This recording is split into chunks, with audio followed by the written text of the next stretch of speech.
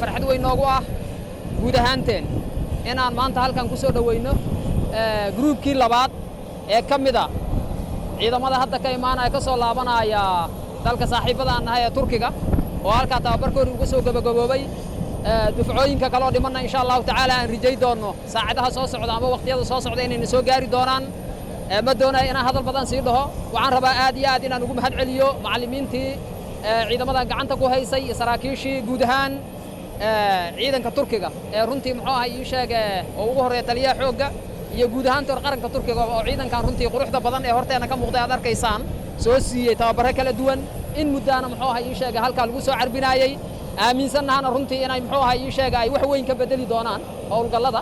iyo muxuu ahaa ii sheegay waajibaadka shaqo ee ciidanka xoogga dalka Soomaaliyeed ay muxuu ahaa ii sheegay guud ahaan gobollada dalka ay ka fulinayaan gaar ahaan la dagaalanka ee muxuu ahaa ii sheegay nimankan nabad iyo nolol diidka ah oo ummadda Soomaaliyeed u diida muxuu ahaa isaga nasashadii idanka Ilaahay waxaan rajaynaa in muxuu ahaa ii sheegay ummadda Soomaaliyeed ay u fi doonto mustaqbal wanaagsan nolol wanaagsan kanaan dul qaadi doono Ilaahay idankiis dhibaatooyinka iyo waxa heesta ciidanka maanta halkaan aad timideenna aad qayb weyn ka qaadan doontaan waxaan leeyahay marka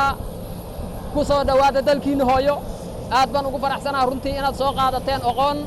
aad muxuu ahaa ii sheegay ku caawin doontaan ama ku saacidi doontaan ummadda Soomaaliyeed ugana saari doontaan dhibaatooyinka iyo marxaladaha ay ku jiraan aad iyo aad u mahadsantihiin Bismillahir Rahmanir Rahim wassalatu wassalamu ala ashrafil mursaliin sayyidina Muhammad wa ala alihi wa ashabihi ajma'in taliyaha ciidanka xoogga dalka Soomaaliyeed madaxweynaha Yusuf Raage taliyaha Turksom saraakiisha kale military attachee ee walaalaheena ee Turki ciidamada commandoska ee Gorgor oo hadda yimid qaybtii labaad oo kale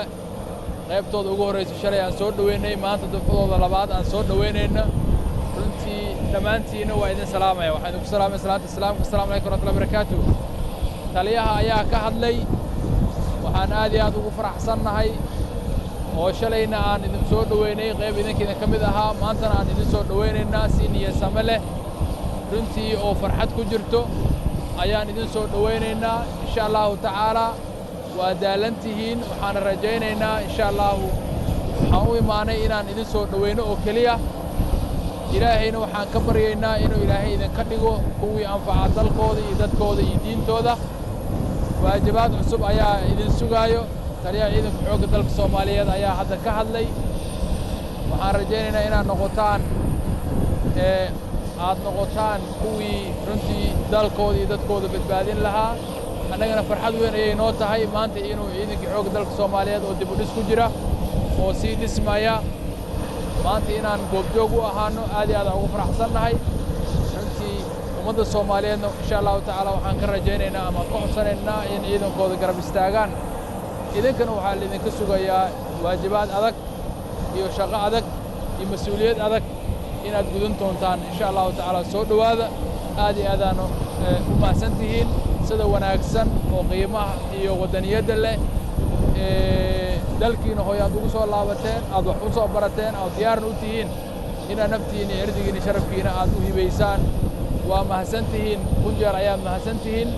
soo dhawaada ayaa idin leenahay wassalaamu calaykum waraxmatullahi wabarakaatuh